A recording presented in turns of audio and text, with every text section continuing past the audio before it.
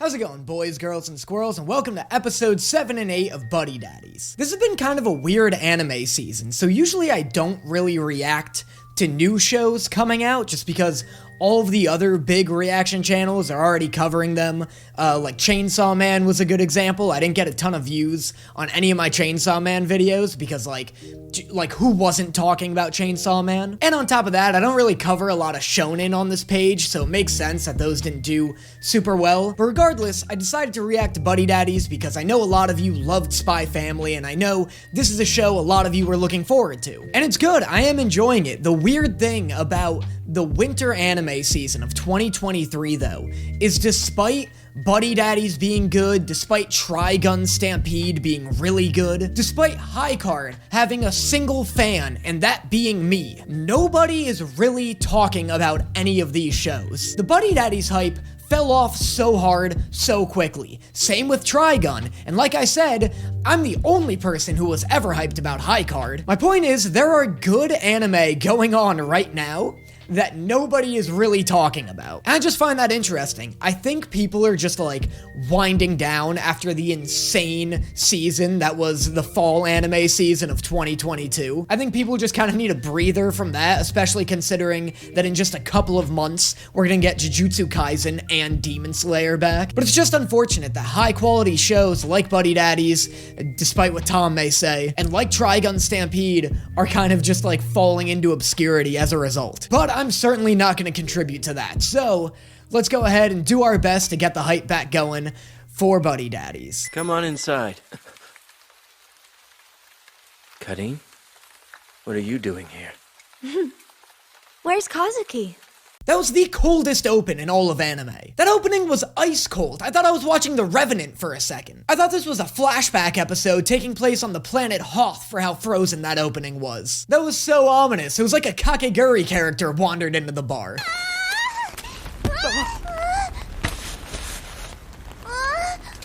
Miri! Oh, gone! Umbrella revoked! Cruel world out there, kid. You can't let your umbrella go for a second. In this life, you either stay dry or stay die. That's what I always say. Aww, the one with the Yankees was my favorite one, too. It's okay, at least it wasn't you, right? Oh my god, don't say that, the universe is listening. The wind starts picking up and Kazuki's just like, Miri, no! You gotta start helping out with Miri. But I do help out. Yeah? How so? I mean, she and I play a lot of games together. Yeah, exactly, Ray boosts morale. If Miri's a country full of citizens, Ray's the bread and circuses. And Kazuki's like the finance department. You could stand to help me out a little more with Miri, dude. She can be a big handful, and it's not like you ever leave the house anyways. I'm already giving it my all, man. Ugh, that was horrible. That was so tense. Them throwing in words like dude and man made that conversation 20 times more hostile. Gonna level with you, bro. I really need your help. Dog, I hear you, but no. In guy speak, those are like the pleasantries before a duel. If you fail to convince your friend to help you after that, the next step is throwing hands. What the hell's she doing here? Well, if it isn't Kazi, baby. Hey, what are you doing in this neck of the woods? They're back! Shh! Aww, but we've been so lonely. Let's go play. Sorry, I can't. You can. All plans become irrelevant once these two start talking to you. It's called big boobs and a nurse outfit privilege. Alright, I don't make the rules, I just preach them. Get her a bath, do the laundry, wash the dishes. Does this crib really make people happy? I think it's the emotional connection you have with your child that makes people happy, not the chores that follow. The chores aren't the cause of happiness, they're more of a unfortunate side effect. Papa, I want ups now. Come on. Would you quit pulling on me? You're gonna make me spill this. Ups, Papa, give me ups. Kazuki's just like, Miri, I said that's enough! Isn't that how Todoroki got his scar? Something like that. No, yeah, I'm pretty sure that's exactly what happened with Todoroki's backstory. Why don't you want to play with me, Papa? Well, I guess if Todoroki was a cuter kid, he'd be a less disfigured teen. No thanks.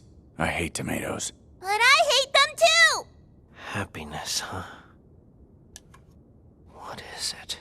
Oh, look at that. It says there's an affordable therapist within 5 miles of your location. Ray, do you want to get that all sorted out? Or, like, should I make the call, or? I guess if you don't like it, you don't have to eat it. Maybe we could have something sweet for dinner instead? Yeah, that sounds way better.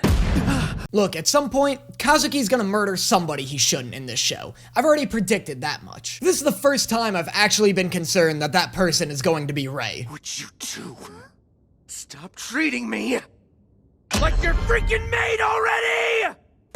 Eat your damn veggies, you two. Don't storm off. Poor underappreciated Kazuki. Papa Ray, what's a freaking maid? There's someone who cleans. They're like Kazuki, but prettier. I had no option. It's the only way to get Ray to pull his weight with Miri. I gotta get Miri to see how much I do for her. They both just take me for granted. Is this where my mom used to spend her nights? Yeah, that's how we do.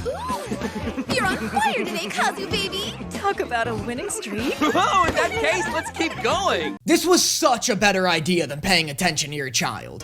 And cheers! Order whatever you want, girls. Party train's full steam ahead. How about some pizza then? This girl is a terrible sugar baby. Kazuki's in this fancy casino throwing his wallet around and is like, all right, ladies, you can have whatever you want. Who's the bitch that hears that offer and goes, really? Even pizza? How about some pizza then? Yes! Pizza! A medium pizza. Make it a supreme, please. What does make it a supreme mean? I know this isn't what he meant, but it sounded like he just said, yeah, one medium pizza, make it a large. Family, what a load of Hey, watch where you're going, bucko. What is this American Confederate bar in the corner over here? What a weird sign to find over a door in Japan. How have you been doing? What the heck are you even doing out here, you big oaf? You look like hell, too. And why are you just sitting down there with the trash? It doesn't matter. Okay, cool, thanks, Kieran. I'm remembering now why we stopped talking. See ya. How long are you going to keep acting like you're the reason she died? What happened wasn't your fault. You're wrong, I killed her. Oh my god, so cold. Colder than this episode's open. Dude, Kazuki's voice actor absolutely kills it in this show. He's got such sleeper range. Like, the dude's really funny, but also when he hits those, like, darker lines, he kills it. Like, he's nailing it. That was great. I also loved the line from the zoo where he's like, it's like, this place is full of animals. I don't know. I'm, like, pleasantly surprised and impressed by the quality of voice acting, at least from him.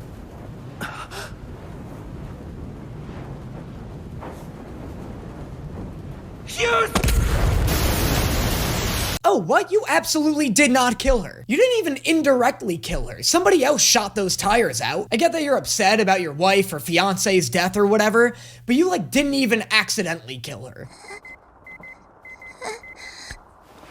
38.5, that's not good. I'm glad he said that's not good, because I don't know dick about Celsius. Also, I've never heard of putting a thermometer under somebody's arm to take their temperature before. Or is her temperature 38.5 Fahrenheit, and he's just assuming that that's bad because he has no idea what he's doing? Crap. Damn it all. There's gotta be something I can do for her. Just wait it out. She's probably got the flu or something.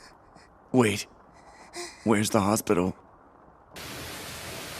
Oh, never mind. She died. The kid doesn't listen to a thing I tell her. Well, hang in there. I have no doubt that you can make that little girl happy, too. Oh my god, that was some strong positivity. Even the son was like, yo, let me get in on this. Brief episode transition. If you like what you're seeing here and you want to get more content not found anywhere else, make sure you consider subscribing to my Patreon, where you'll get access to exclusive reaction videos each month, access to my own private Discord server, and access to all the recordings of the live streams I've done in the past and will do in the future. On top of that, you'll just be helping out the page a ton and ensuring that I'm able to keep doing what I do as frequently as I do. But if Patreon's not really your thing and you still want to help support the channel while getting more content, I do have a podcast called Otaku's Anonymous, where me and NC Hammer 23 get together, talk about anime, sometimes play Beyblades. It's a good time. It's a good, unhinged time. The link to both my Patreon and podcast will be in the description below, so make sure you check that out if it sounds like something that interests you. Now, on to the next one. Hey, at least we won't have to think up an excuse to get rid of him. Right. Time for us to begin our mission. Ready, Mitty? Oh my god, is this a Ray's birthday episode? Awesome, great. That means this episode's gonna be just as adorable as it is horrifically depressing, doesn't it? Yeah, I guess you have a point there. Can I meet Grandpapa? No, I'm sorry. Why? Look, Ray's papa is a seriously diabolical dude. It's weird hearing them casually talk about Ray's dad as if he's just, like, mildly problematic. Like, the dude's a cold-blooded super criminal, right? But by the way they talk about him, you'd think they don't like visiting him because he says some off-color jokes every now and then. Diabolical? It basically means scary. I get it! You mean like the way Miss Anna is when she teaches us a new song? She's really diabolical. Does Miss Anna make you guys shoot dogs when she teaches you a new song? So we didn't start doing that till at least 5th grade. Please forgive my long absence, boss. You seem well. Living among peasants has taught you manners, at least. Kazuki Kurutsu, wasn't it? Yo, Ray's father is aged like the finest wine. This dude looks like he'd be the final boss of a Street Fighter game. We better get an action sequence with this dude. Huh? In those days, he was a little like a robot. A robot? Did he transform? Or shoot beams? Well, at least everyone's on the same page here. It's almost a complete waste of time trying to have a conversation with Miri, isn't it? In the eyes of those who make their living in death, ours is the closest thing there is to noble blood. Without darkness, light would be unable to exist. God, I feel like I'm watching Attack on Titan with how pretentious this is. This guy said the word blood like 3 times in a single sentence. This is the most convoluted speech I've ever heard. Man, why is it he can never talk to me about stuff that actually matters? Did you hear that? It went ding!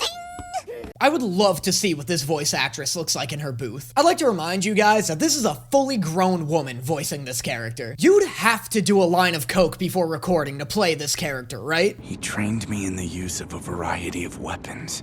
Taught me how to do the job.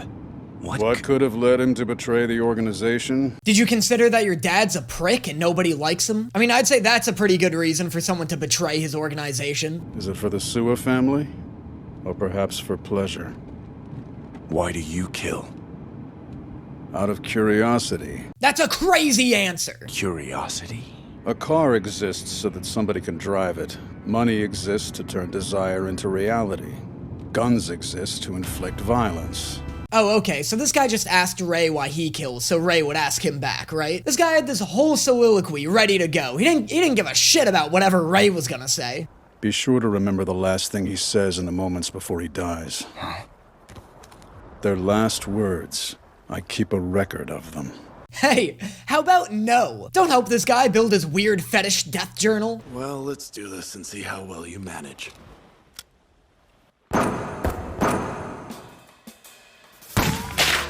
That was definitely a cool way to start an action sequence, but how the hell did neither of them get shot? You both started out standing still, pointing your guns directly at each other. I can't tell if this means you guys are incredibly agile or like horrible shots.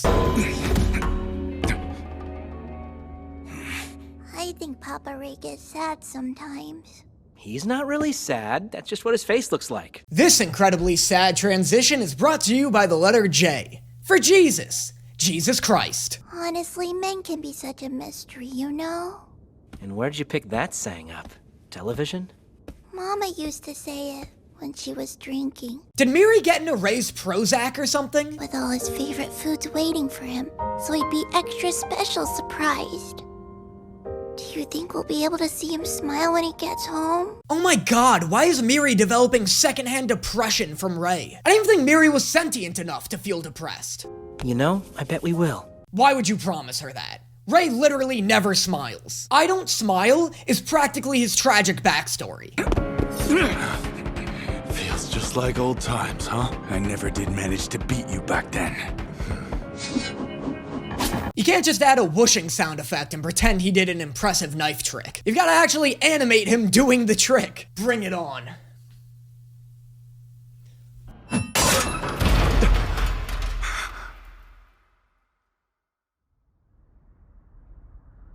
Oh nice, the best possible outcome. I'd be hyped if I was trying to assassinate someone and then they accidentally died.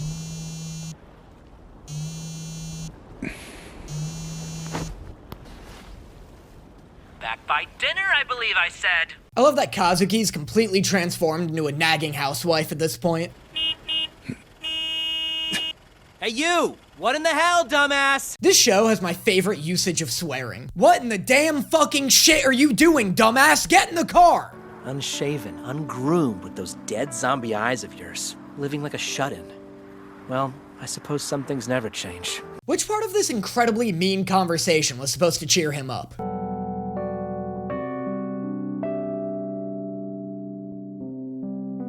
I wanted to tell you to leave me be. Is that so? Look, it was nice of Kazuki to give Rei a much-needed haircut, but holy shit, what a bad stylist. Look at how uneven his haircut is. He looks like Rui from Demon Slayer trying to grow a mullet. Oh, welcome home, Papa Ray. I was waiting for you. Happy birthday to you. This is the most unrealistic part of the show yet. You ever try to wake an exhausted child? It's impossible. It's like their whole nervous system shuts down. Rei wouldn't be getting these birthday wishes until tomorrow morning at the earliest. And that is episodes 7 and 8 of Buddy Daddies. I almost said Bungo Stray Dogs, but it's not. Honestly, I don't even know if it's episode 7 and 8. One sec. It is. Let me know in the comments what you guys thought of this video, and let me know what your favorite jokes from this episode were. It helps me and my editor pick out TikToks and, you know, boosts my ego into the heavens. Let me know if you guys are still enjoying Buddy Daddies and what your favorite show of this anime season is so far. And I will see you guys next time. Lay down,